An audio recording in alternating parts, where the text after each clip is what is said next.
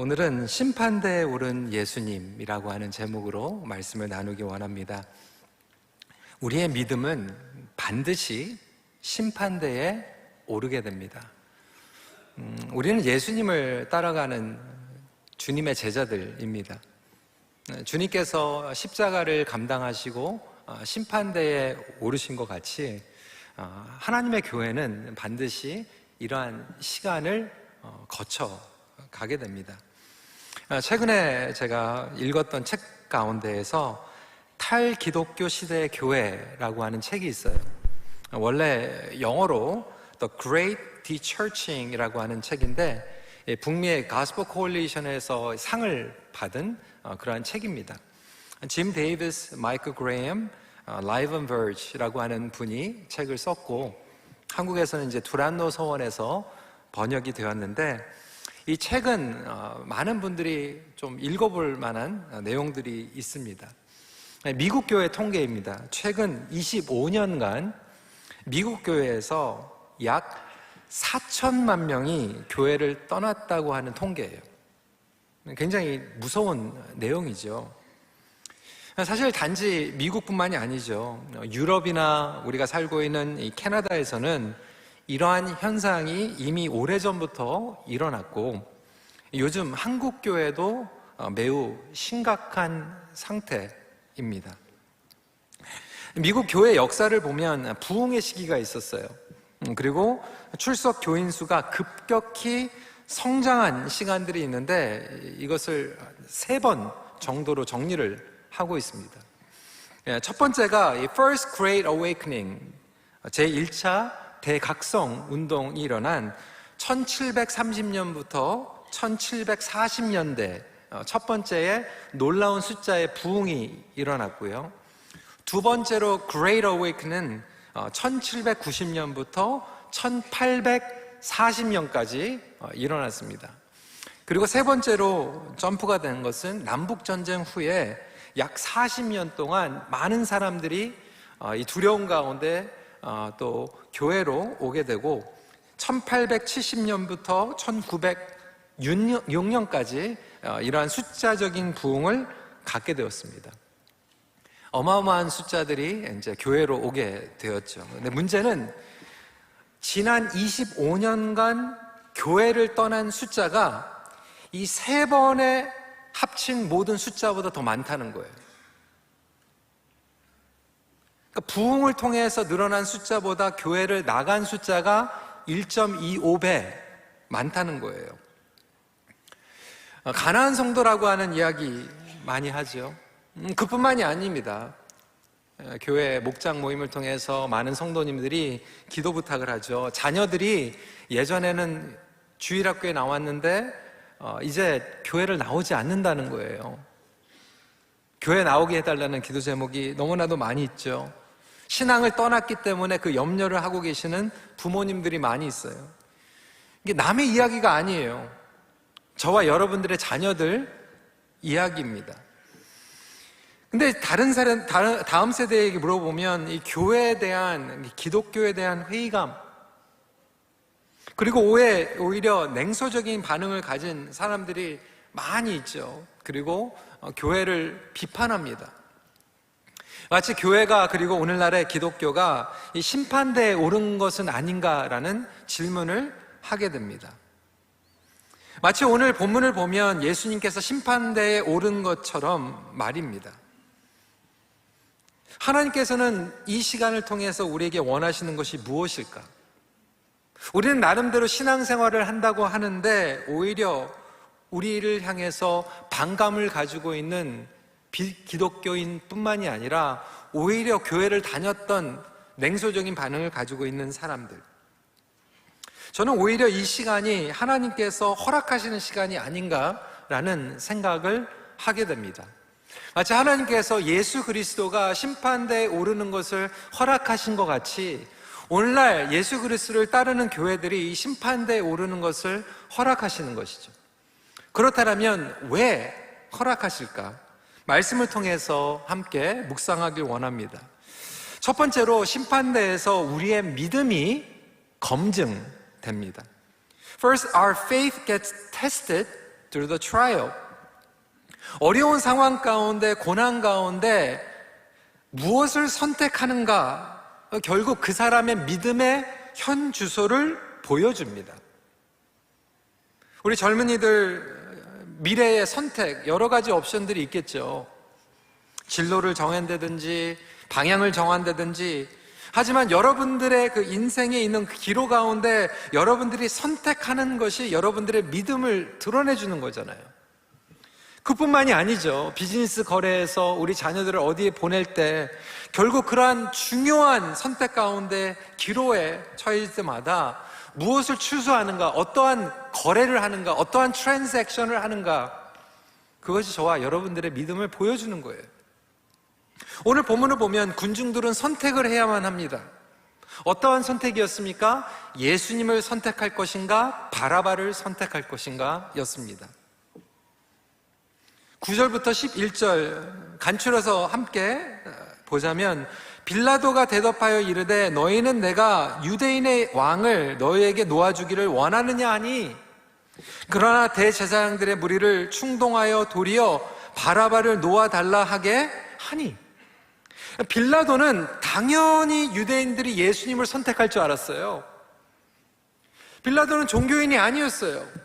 근데 상식적으로 봤을 때 당연히 예수님을 선택할 것이라고 생각을 했어요. 하지만 오히려 종교인들은, 대제사장들은 무리들을 충동해가지고 바라바를 선택하게 만듭니다. 여러분, 바라바는 어떤 사람이었어요?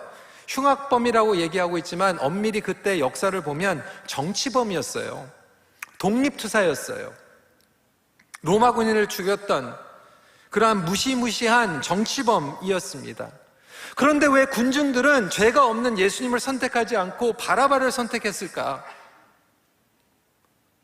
간단하게 정리하면 군중들에게 바라바는 실제적으로 이익을 줄 수 있는 선택이었어요. 그들의 집단적인 이익을 추구할 수 있었던 것이죠. 오늘날 저와 여러분들이 신앙생활을 하면서 우리는 예수님을 외치고 예수님을 믿는다고 하지만 실제적으로 비즈니스에서 사업 가운데 위기가 처해 있을 때 예수님보다는 바라바를 선택한다는 거예요. 교회 밖에 있는 빌라도가 봤을 때, 아니 이 사람들이 당연히 예수님을 선택할 것 같은데 우리는 예수님을 선택하지 않으며 살아가고 있다는 거예요. 다시 탈기독교 시대의 교회 책으로 돌아가면 충격적인 통계들을 보게 되는데, 이 교회를 떠난 이 수많은 사람들의 그 이유가 있을 거 아니에요. 왜 떠났냐, 그 이유를 물어봤어요. 그런데 3분의 2의 사람들이 그 이유를 뭐라고 얘기했냐면 부모들의 신앙이 한몫을 했다는 거예요. 근데 여러분 잘 들으세요. 부모가 믿음이 없어서 교회를 떠난 게 아니라 부모가 믿음이 있어서 떠났다는 거예요. 충격적이지 않습니까? 그런데 그 믿음이 복음 중심의 믿음이 아니라 문화적인 믿음이라는 거예요. 이기적인 믿음이라는 거예요. 세상적인 믿음이라는 거예요. 여러분, 교회 안에서 성도 간의 갈등, 분열, 문제, 복음 때문이 아니라는 거예요. 이해관계 때문이라는 거예요. 내 주장 들어주지 않는 것 때문에 싸우는 거예요. 여러분, 90% 이상의 교회가 힘든 게 물론 예외도 있습니다. 말씀 때문에 싸우는 경우도 있겠지만 사실상 대부분의 경우는 복음 때문에 싸우는 게 아니에요. 나의 이기적인 문제 때문에 싸우고 있는 거예요. 그러다 보니까 믿는 부모님들과 이 문화 전쟁을 한다는 거예요. 경청하지 않고 꽉 막혀 있는 부모들, 다른 관점을 받아들이지 않는 기성세대, 오히려 교회 안에서 다른 인종이나 약자들을 갑질하고 무시하는 그러한 폄하들, 자세, 태도. 그런데 우리는 그것이 믿음이라고 주장하고 있다는 거예요. 제가 우스갯소리로 얘기했지만 예전에 고등학교 때 친구들이 이제 저를 데리고 가가지고 매거진을 보여주고 헤어살론에서 머리를 헤어스타일을 아주 멋있게 해줬어요. 그래가지고 너무 멋있다고, 친구들이 멋있다고 그러니까 집에 와가지고 봤는데 저희 어머니도 멋있다고, 헤어스타일도 막 이상하지도 않아서 지금 보면 지금이랑 비슷해요. 이렇게 올린 거예요. 이렇게 올린 거. 저희 어머니도 좋아하셨어요. 근데 문제는 이제 주일날 저희 어머니가 성가대에 계셨는데 성가대 옆에 있는 권사님들이 집사님 아들 머리가 왜 저래? 성가대에서 연습을 해야 되는데 왜 남의 아들 머리를 얘기하는지. 그래가지고 저희 어머니가 예배 끝나고 나서 기분이 상하셨어요. 자존심이 상하셨는지 민망하셨는지 집에 오셔가지고 당장 저보러 머리 깎으라는 거예요. 이해가 안 됐어요. 왜 남의 머리 가지고. 이상한 머리도 아니었어요. 이상합니까?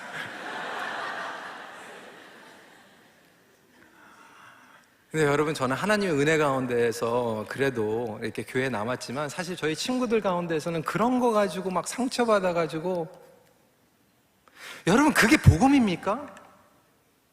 수많은 젊은이들이, 다음 세대들이 복음 때문에 하는 게 아니라 그런 거 가지고 싸우고 갈등이 일어나는 것들 때문에 오히려 그런 믿음, 본질을 떠난 믿음, 비복음적인 것들을 가지고 싸우는 믿음. 마가복음 4장 64절의 말씀 보면 그 신성모독하는 말을 너희가 들었도다. 너희는 어떻게 생각하느냐 하니 그들이 다 예수를 사형에 해당한 자로 정죄하고. 이게 지금 종교인들이 하고 있는 거예요. 우리의 신앙의 문화와 선택은 과연 복음적인가? 나의 의견과 계획과 사역의 방식을 관철시키기 위한 갈등은 아닌가? 기도할게요, 기도 제목 나눈다고 하면서 가십하고 다른 문제 제기하고, 어떤 분들은 계속해서 자녀들 교회 안 나온다고 얘기하는 거예요. 목사님, 우리 애들이 문제가 있어요. 문제가 많아요. 근데 들어보면 복음을 전하지 않았어요. 그냥 교회만 나오라는 거예요. 그래서 교회 나왔어요. 그러면 교회 나왔으면 안아주고 환영해줘야 되는데 이게 문제가 많아요. 고쳐야 돼요. 여러분 같으면 나오고 싶겠어요? 교회 나와가지고 복음을 들어야 되고 은혜를 경험해야 되는데 자꾸 문제가 많다고 얘기하는데 도망가고 싶죠. 정말 은혜로워요 하는 것도 사실 나의 정당화할 때, 여러분 한국 교회도 지금 마찬가지. 지금 지난 10년 동안 30대 40대가 너무나도 많이 떠났어요. 근데 지금 30대 40대가 떠나 있는 그들의 이유를 들어보니까 물론 그 안에서는 목회자에 대한 불신 이유도 있더라고요. 근데 이번에 목회 데이터에서 중요한 포인트를 얘기했는데, 목회자 때문에 말씀 때문에 떠나는 성도들은 100년 전에도 있었고 50년 전에도 안 바뀌었다는 거예요. 그거는. 그런데 이번에 처음으로 대두됐던 문제가 뭐냐면 교회 안에서 세상적인 믿음을 가진 성도 때문에. 그게 뭐냐면 믿음을 지키기 위해서 교회를 떠난다는 거예요. 권위적, 여성들을 무시하거나 아니면 사회적인 약자들을 공격한다든지, 젊은 세대의 의견을 반영하지 않는다. 너무나도 지금 큰 이슈예요. 이번에도 우리 총회 가서 장로님들하고 여러 가지 얘기를 했지만 우리 장로님들은 다 같은 세대거든요. 50대 후반에서 60대. 생각들이 다 비슷비슷하세요.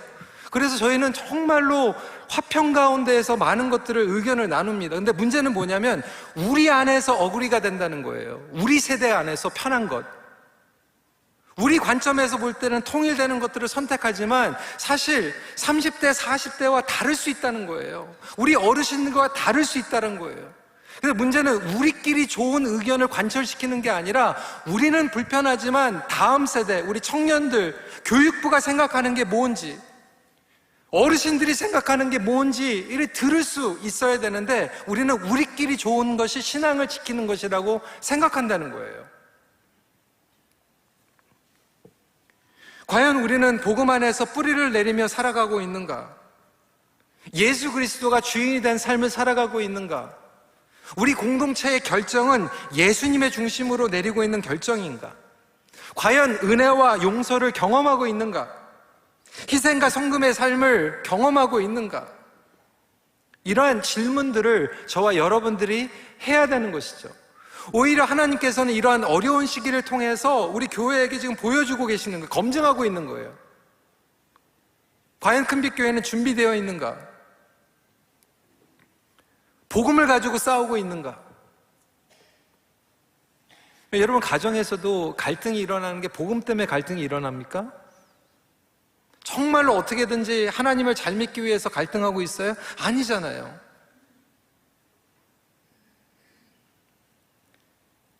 마치 이 군중들이 바라바를 외치는 것 같이 저와 여러분들이 기도하면서 바라바를 원하고 있지는 않은지, 예수님보다 바라바를 달라고 기도하고 있지는 않은지 다시 한번 점검할 수 있는 그러한 시간이 되기를 바랍니다.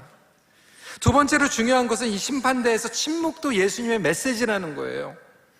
Even silence is Jesus' message. 심판대에서 예수님의 침묵을 경험합니다. 여러분, 어떤 분들은 지금 기도하고 있잖아요. 하나님, 어렵습니다. 도와주세요. 그런데 하나님께서 오히려 침묵하고 계세요. 그 침묵의 과정을 지나가야 됩니다. 여러분, 광야의 시간은 침묵의 시간이잖아요. 반드시 하나님의 사람은 이 침묵의 과정을 지나갑니다. 왜 그럴까요? 침묵도 예수님의 메시지이기 때문에. 예수님은 지금은 생명의 위협을 겪고 계세요. 죄가 없음에도 불구하고 억울하게 거짓 증인들이 일어나서 계속해서 예수님을 공격하고 있어요. 코너로 몰아놓고 있어요. 그런데 예수님은 침묵하십니다. 마가복음 14장 61절에 침묵하고 아무 대답도 아니하시거늘 대제사장이 다시 물어 이르되 내가 찬송받을 이의 아들 그리스도냐? 근데 여러분, 우리 같으면요, 예수님께서 변론하시고 계속해서 주장하시고 외치셔야 되는데 예수님은 오히려 마가복음을 보면요, 침묵하세요. 이 마가복음의 특징이 그렇습니다. 오히려 그분의 정체성을 바로 알리지 않고, 한번 쭉 볼까요? 간단하게 1장 34절, 귀신이 자기를 알므로 그 말하는 것을 허락하지 아니하시니라. 1장 45절에 예수께서 다시는 드러나게 동네에 들어가지 못하시고 오직 바깥 한적한 곳에 계셨으나 사방에서 사람들이 그에게로 나아오더라. 3장 12절, 예수께서 자기를 나타내지 말라고 많이 경고하시니라. 7장 36절, 예수께서 그들에게 경고하사 아무에게도 이르지 말라.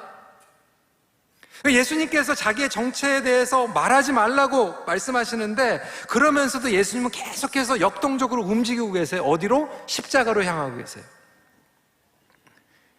때로는 고난과 억울함 가운데 저와 여러분들은 억울하니까 말하고 싶어요.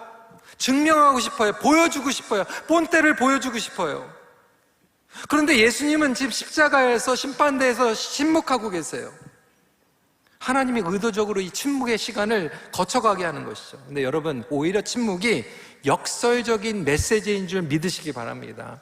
하나님께서 여러분 기도 가운데 지금 침묵하고 계시다라면 어마어마한 믿음을 가지고 기대할 수 있는 저와 여러분들이 되시길 간절히 기도합니다. 하나님께서 지금 뭔가를 준비하고 계시는구나. 정말로 여러분 인내하고 참으시길 바랍니다. 오히려 교회가 세상의 수단과 자꾸 방법으로 싸우려고 해요. 여러분, 한국에서 지금 그런 교회들의 모습을 보면서 오히려 지금 젊은이들 떠나가고 있잖아요. 세상은 자기를 오히려 나타내고 사람들을 설득하려고 해요. 세상의 권력은 무엇입니까? 언어의 힘이에요. 미디어예요. 소셜 네트워크예요. 논리 정형은 설득이에요. 세상의 자랑이에요. 말로 나 자신을 증명하라는 거예요. 변호하라는 거예요. 그런데 여러분, 예수님은 자기의 변호가 필요하신 분이 아닙니다. 오히려 초월하는 능력인 줄 믿으시길 바랍니다. 그래서 예수님의 대답은 무엇이었어요? 14장 62절에 같이 한번 읽어볼까요? 시작. 예수께서 이르시되 내가 그니라. 인자가 권능자의 우편에 앉는 것과 하늘 구름을 타고 오는 것을 너희가 보리라 하시니, 뭐냐면 예수님께서 세상과 똑같은 방법으로 목소리 내는 게 아니라 오히려 삶으로 십자가로서 부활로서 그리고 하늘에 승천하시고 재림하심으로 하나님의 영광을 우리의 삶 가운데 드러내 주신 줄 믿으시기 바랍니다. 그러니까 삶에서 보여주시는 거예요. 어떻게 보면 오늘날 교회 문제는 너무 시끄러운 거예요. 너무 요란해요. 문화적으로, 사회적으로, 신학적으로, 경험적으로 너무 요란해요. 근데 여러분, 그것들이 분열을 시키고 있어요. 팀 달림풀, 크리스티애니티 투데이 CEO는 이렇게 얘기했습니다. 잘 들어보세요. 미국 복음주의 운동 내에서 일반적인 지역적, 교단적, 인종적, 정치적 선을 따라 형성된 것이 아닌 새로운 분열들이 일어나고 있다. 한때 그리스도께 헌신함으로 연합했던 부부, 가족, 친구, 교인들이 양립할 수 없을 것처럼 보이는 세계관들로 분열된 것이다. 사실 그들은 단순히 분열된 것이 아니라 서로에게 점점 더 이해 불가한 존재들이 되어가고 있다. 이게 무슨 얘기냐면, 교회에서 여러분, 복음은요, 우리를 유니파이 하는 능력인 줄 믿으시기 바랍니다. 그러니까 복음을 선포하고 복음을 나누면 교회가 하나가 되고 세대가 하나가 돼요. 우리 자녀들이 하나가 되는 것은요, 복음 안에서 예배 드리는 거잖아요. 복음 안에서 기도하는 거잖아요. 그런데 모여가지고 복음 얘기하는 게 아니라 정치 얘기하고 사회적인 이슈 얘기하니까 그것들이 우리를 디바이드 하는 거예요. 그러니까 가정들이 싸우잖아요. 세대 간의 분열이 일어나고 있잖아요.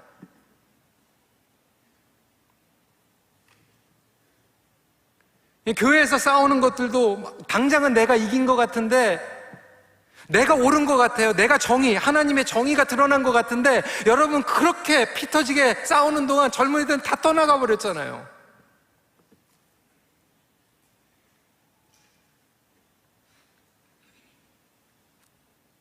그러면서 우리는 기도합니다. 하나님, 누가 옳아요? 내가 맞죠? 저기 아무개 장로님 벌 주세요. 저기 아무개 권사님 본때를 보여주세요. 이렇게 기도하잖아요. 누가 옳은지 하나님 응답해 주세요. 이렇게 기도할 때 예수님께서 뭐라고 말씀하시는지 아세요? 좀 조용히 해. 좀 조용히 해. 침묵이에요, 침묵.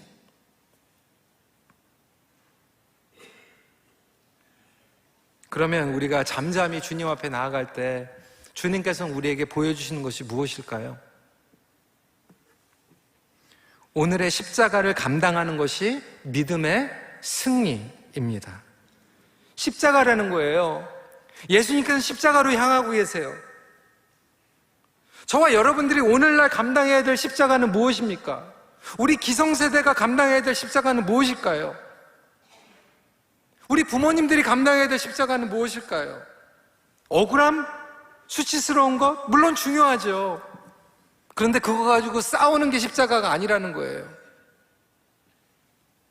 15절에 빌라도가 무리에게 만족을 주고자 하여 바라바는 놓아주고 예수는 채찍질하고 십자가에 못 박히게 넘겨주니라. 그런데 예수님은 그것도 싸우지 않고 침묵 가운데 받아들이세요.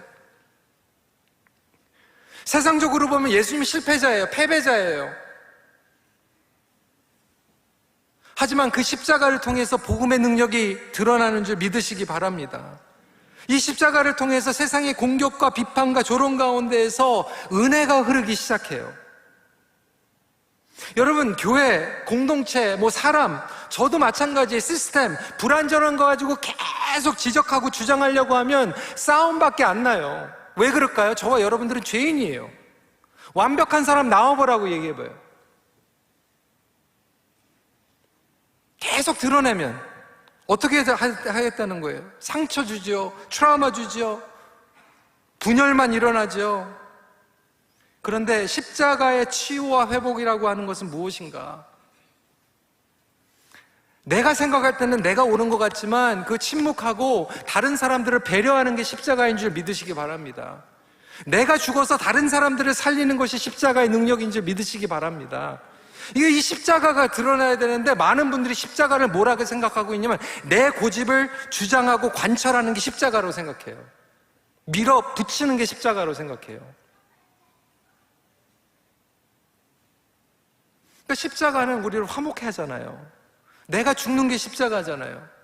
근데 십자가를 이용해가지고 상대방은 밀어제끼고 내가 관철하는 게 십자가라고 생각하는 거예요. 그러니까 이런 십자가를 지니까 교회가 힘들어지는 거죠. 이런 십자가를 지니까 가정이 힘들어지는 거예요. 여러분, 십자가는 하나님의 패배가 아닙니다. 오히려 은혜의 통로입니다. 여러분, 가정이 살기 위해서는 누군가가 십자가를 감당할 때 은혜가 흐르기 시작한다는 거예요. 기독교의 패배? 여러분, 기독교 패배하지 않아요. 복음은 절대로 망하지 않습니다. 사랑이 이기고 예수님이 이기십니다. 예수님이 이미 승리하셨어요. 물론 교회 숫자가 줄어들 수는 있어요. 핍박의 과정은 일어날 수 있어요. 하지만 영원히 망하지 않는 것은 그것을 통해서 검증하시고 걸러내셔서 다시 복음이 드러나게 하시고, 복음이 중요하다라고 하는 걸 깨닫게 될 때 결국 예수 그리스도 안에 공동체는 회복되기 시작한다는 거예요. 여러분, 희망적인 뉴스가 뭐냐면, 이 책을 읽어보니까 계속 디플러스가 일어나는 거예요. 뭐 4천만 명이 떠났다. 근데 마지막 챕터에 보니까 희망적인 뉴스가 있는데, 그 교회를 떠난 사람들의 반 이상이 교회의 조건만 갖추면 돌아오고 싶다는 거예요. They wanna come home. 교회 오고 싶다는 거예요. 그립다는 거예요. 그들이 경험하기 원하는 교회는 어떠한 교회인가 물어봤더니 정말로 순수한 복음의 능력이 드러나는, 성도들이, 리더들이 정말로 교회에 하나님 예배 드리기 싶어. 제가 지난주에도 얘기했지만, 교회가 우리가 하는 건 너무 많은데 정말로 목숨같이 여겨야 되는 거야. 예수님 사랑하고 서로를 사랑하기 위해서 준비하고 기도하고 금식해야 되는데, 그거는 없고 다른 거에 그냥 정신이 팔려있는 교회의 모습이 아니라 정말로 교회가 교회의 모습을 찾는 것, 사랑의 능력을 회복하고 은혜의 능력을 회복하고,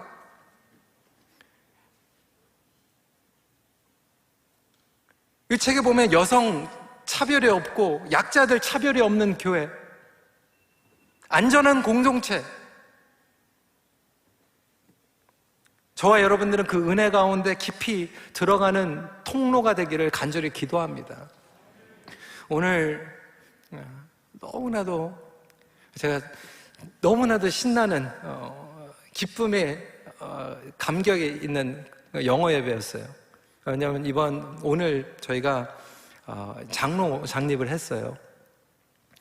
우리 교회 최초로 여성 장로님이 태어났고요.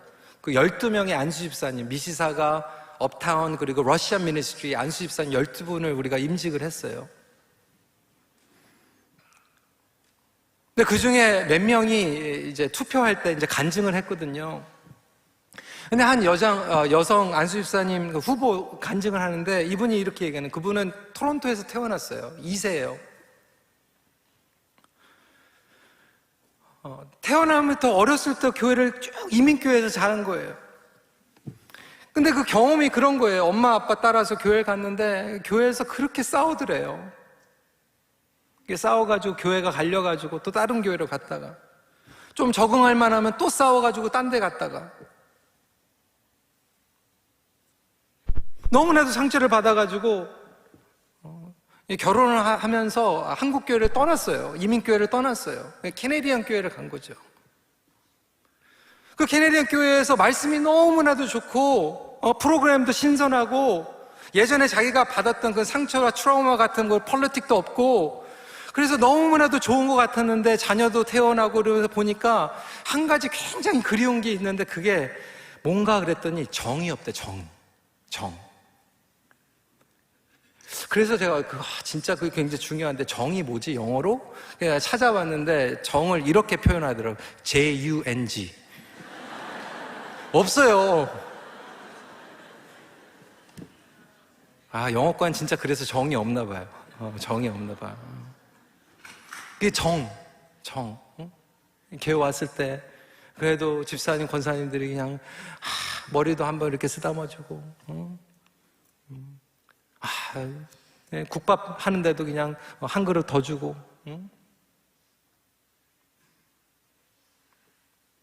그러면서 그 그리운 마음으로 교회에 오고 싶은데, 그렇다고 무조건 오는 것도 아니에요.